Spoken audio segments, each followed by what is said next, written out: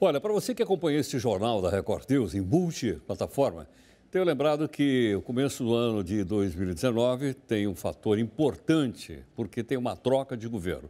Nós temos, então, os governos dos estados são novos, o governo federal também é novo, e é dentro desse panorama, dessa conjuntura, que nós temos conversado aqui sobre vários assuntos. Hoje, nosso assunto é o meio ambiente. Para isso, nós convidamos, e ele está gentilmente aqui, que é o João Paulo Capobianco, que é ambientalista.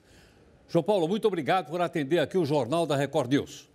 Eu que agradeço, é um prazer estar com você, Heródoto. Bom, João Paulo, o que significa essa nova administração 2019, dando uma olhada geral para o meio ambiente? Nós temos aí que aguardar efetivamente o início dos trabalhos e principalmente o desenrolar dos primeiros meses de trabalho. Essa é uma atividade, inclusive, que nós fazemos com frequência, todos os governos, é de monitorar a evolução das atividades na área ambiental e produzir análises que possam, digamos assim, subsidiar a opinião pública a respeito dos avanços ou retrocessos ou paralisias que eventualmente possam ocorrer. O atual ministro, Ricardo Salles, ele assume com uma certa, digamos, sinalizando uma possibilidade de mudança grande em relação à gestão ambiental. Quer dizer, ele vem se colocando de forma muito enfática como aquele que vai resolver todos os problemas, que vai harmonizar todo o relacionamento entre o setor da produção com o setor ambiental, vai agilizar as licenças ambientais, vai criar um novo momento para o país, segundo ele. Então, de fato, ele assume de uma forma bastante estridente, o que não é comum. Nós não tivemos, em outros casos, na longa trajetória de mudanças de ministros, nenhum ministro que assumisse de forma tão estridente, de forma tão, com afirmações tão peremptórias a respeito de análises de situação que aparentemente são análises um pouco apressadas. Mas, de qualquer forma, vale o voto de confiança e vamos torcer para que o ministro assuma e faça um trabalho adequado de forma positiva. João Paulo, cogitou-se, como você sabe, até mesmo, não se efetivou, mas se cogitou de que o Ministério do Meio Ambiente poderia ficar junto com o da Agricultura.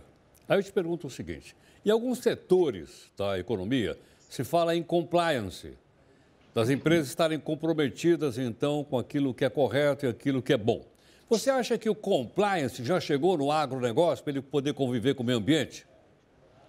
Olha, Heródoto, não há a menor dúvida de que nós temos várias operações, empresas e setores com grau de excelência na área ambiental, que incorporaram de forma muito positiva a agenda e vem gradativamente evoluindo de forma bastante positiva. Então, isso é inegável. Mas isso ainda não é a maioria do setor. Nós ainda temos muitos problemas no setor do chamado agronegócio.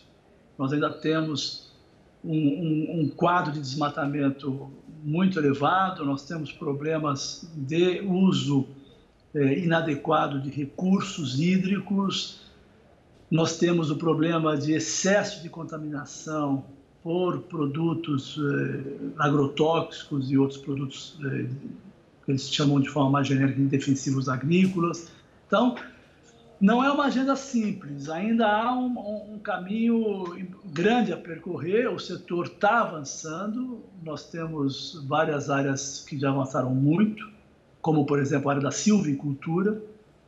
Eu diria que também que a área de biocombustíveis também avançou muito nessa linha, mas nós ainda temos muito conflito a resolver e muito desafio a enfrentar para que a gente tenha aí um agronegócio bem estruturado e observando de forma mais positiva a sua relação com o meio ambiente.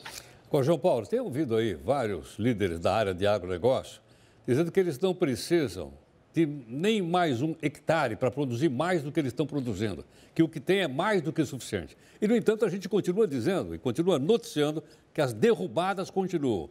Há uma distorção, isso é uma contradição, o que é isso? Eu acho que é esse fato que eu tentei explicar um pouco anteriormente, sabe, Heródoto? De fato, você tem aí um conjunto importante de proprietários rurais, de produtores, que já incorporaram a questão do desafio do aumento da produtividade como a solução para aumentar a produção. Tanto que o Brasil deu um salto em produtividade que é admirada no mundo todo. Não há dúvida em relação a isso. O problema é que você tem ainda uma expressiva quantidade de produtores que, por dificuldades financeiras, por defasagem tecnológica, por dificuldade de acesso à informação e assistência técnica, ainda fazem da expansão territorial a sua principal forma de expandir a produção. Esse é o problema. Então, digamos assim, em tese, se você olhar a curva de crescimento da produtividade da agricultura no Brasil e da própria pecuária, você poderia dizer que, de fato, não seria necessário nenhum hectare a mais. Agora, nós temos uma parcela importante de produtores que estão expandindo e estão fazendo isso de forma ilegal. Inclusive, essa é uma polêmica que o novo futuro ministro vem dizendo, de que a maioria do desmatamento que ocorreu, por exemplo, na Amazônia, que cresceu para 7.900 km², um crescimento expressivo de quase 14% de 2017 para 2018, ele alega que a maior parte disso seria em terras indígenas, unidades de conservação e áreas quilombolas, e não nas terras dos proprietários privados. Mas esse dado não bate com a realidade.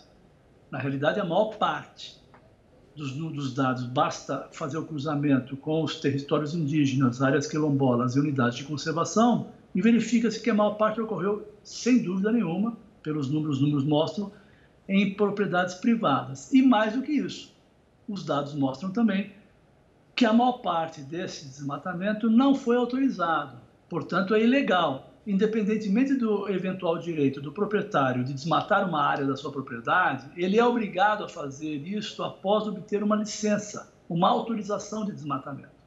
E mais de 83% desse desmatamento, só no estado do Mato Grosso, que foi um desmatamento muito grande, ocorreu sem licença e sem autorização. Portanto, é um desmatamento ilegal. Ou seja, há um desafio muito grande a percorrer para que o setor se torne absolutamente adequado do ponto de vista da compliance ambiental. Agora, João Paulo, me parece que é mais complicada a questão da mineração e o envolvimento das áreas indígenas, ou estou errado? Não, existe um problema de uma quantidade muito grande de títulos e de requerimentos e de expectativa de direito de mineração em terras indígenas. Os dados mostram que há um volume muito grande de interesses em jogo aí em relação às terras indígenas. E esta questão, ela gera uma insegurança jurídica muito grande, porque para você promover a mineração em terras indígenas, você tem um rito legal a cumprir, que a Constituição define e a lei ordinária define. Você tem que ter a autorização prévia das comunidades indígenas. Essa autorização tem que ser uma autorização obtida dentro de parâmetros adequados de consulta. Você tem que cuidar de toda a gestão ambiental desses empreendimentos. Então, há um conjunto de exigências que terão que ser atendidos para que essas autorizações de mineração possam, de fato, ocorrer. E nós estamos longe disso.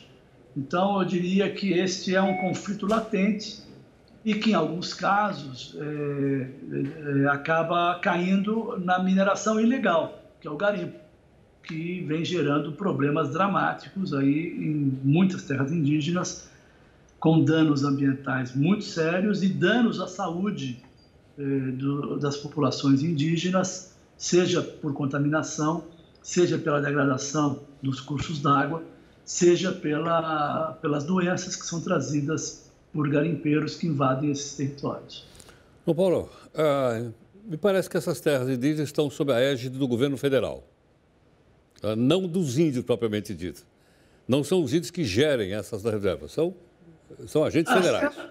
As terras indígenas, elas são patrimônio da União. Elas não há titulação para os índios. O patrimônio, a terra, pertence à União.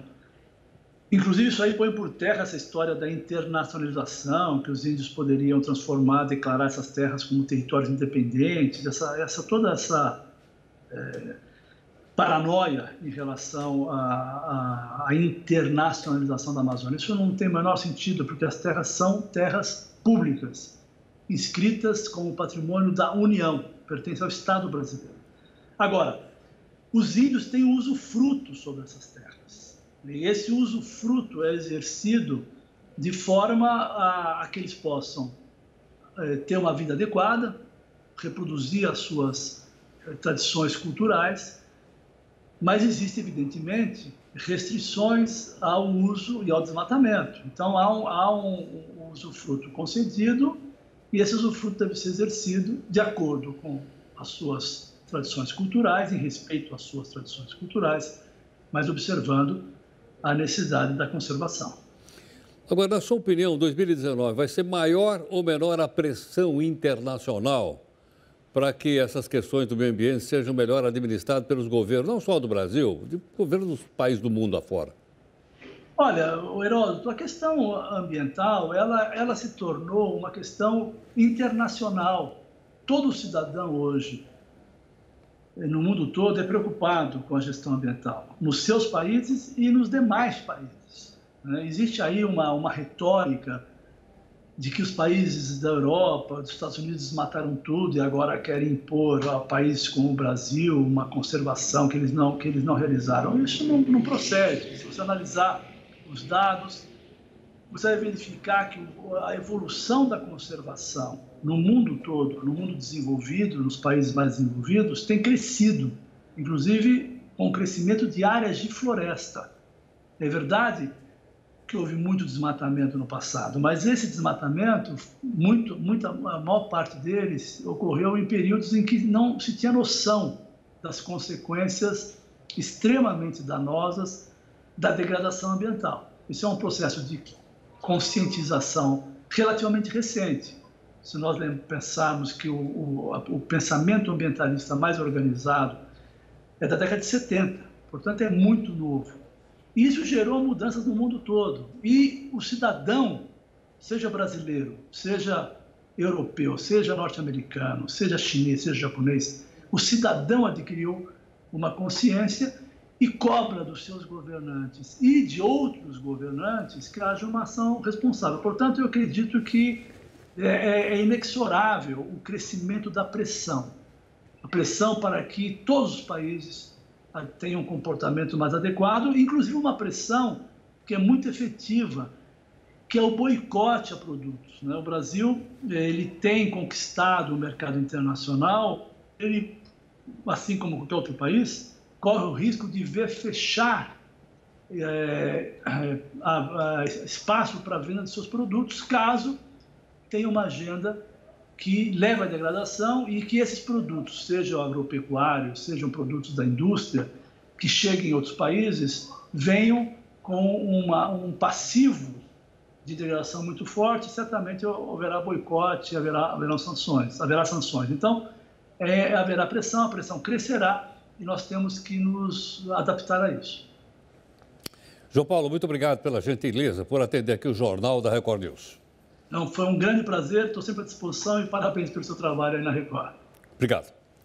Bom, está aí então mais um assunto importante, né, para 2019, com a ascensão do novo governo, do governo Bolsonaro. Olhar um pouco aí para frente, né, e vamos, obviamente, acompanhar a evolução dos acontecimentos, como temos feito sempre aqui no Jornal da Record News. Bom, como você sabe, o jornal está aqui em multiplataforma, né, e nós vamos então aqui a mais uma live aqui no jornal. Vamos lá.